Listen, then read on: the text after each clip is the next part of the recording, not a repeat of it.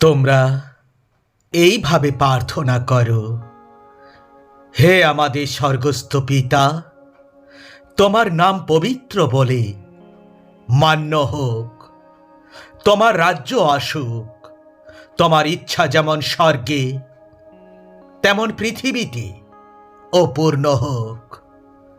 আমাদের দৈনিক আহার আজ আমাদের দাও, আমরা যেমন আমাদের বিরুদ্ধে অপরাধীদের ক্ষমা করেছি, তেমন তুমিও আমাদের অপরাধ সকল ক্ষমা করো প্রভু।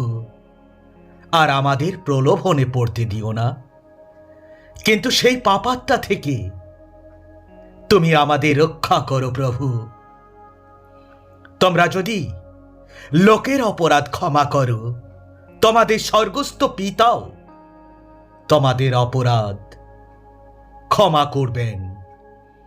কিন্তু তোমরা যদি লোকদিগের অপরাধ ক্ষমা না করো, তোমাদের পিতাও তোমাদের অপরাধ সকল কখনো ক্ষমা করবেন না।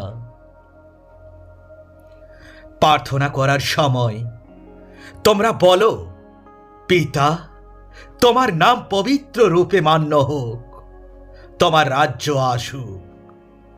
প্রতিদিন আমাদের দৈনিক আহার আমাদের দাও প্রভু, আমাদের দাও, আর আমাদের সব পাপ তুমি ক্ষমা করো প্রভু, যেমন আমরাও নিজেদের সকল অপরাধীকে ক্ষমা করেছি। আর আমাদের প্রলোভনে পতিতে হতে দিও না প্রভু। হে আমাদের স্বর্গস্থ পিতা, আমাদের শেখাও যে কার কাছে প্রার্থনা করতে হবে। পিতা অর্থাৎ ঈশ্বরের কাছে।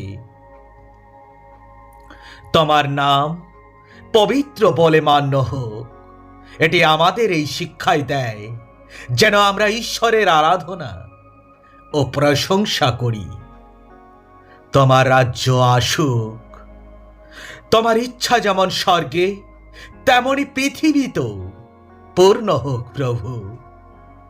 এটি আমাদের পুনরায় মনে করিয়ে দেয় যে আমরা আমাদের নিজেদের জীবনে এবং পৃথিবীতে নিজেদের পরিকল্পনা বা ইচ্ছা নয়, কিন্তু ঈশ্বরের ইচ্ছা বা পরিকল্পনা বাস্তবায়নের জন্য আমরা প্রার্থনা করি।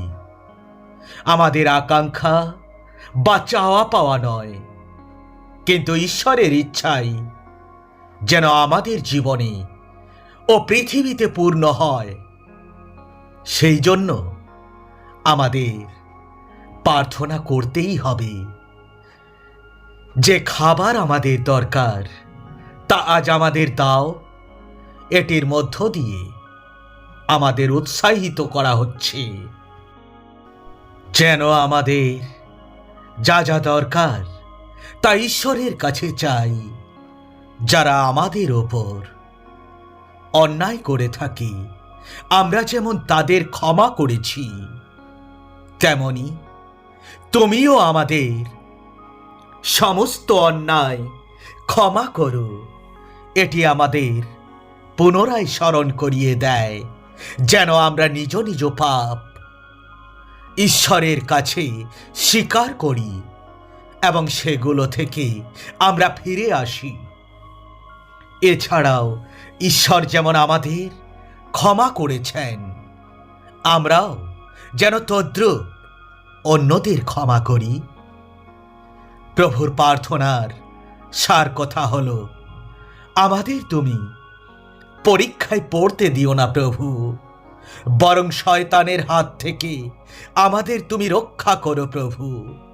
এটি হচ্ছে পাপের ওপর জয়লাভ করার জন্য ক্ষমা প্রার্থনা করা এবং দিয়াবলের আক্রমণ থেকে রক্ষা পাওয়ার জন্য ঈশ্বরের কাছে অনুরোধ জানানো।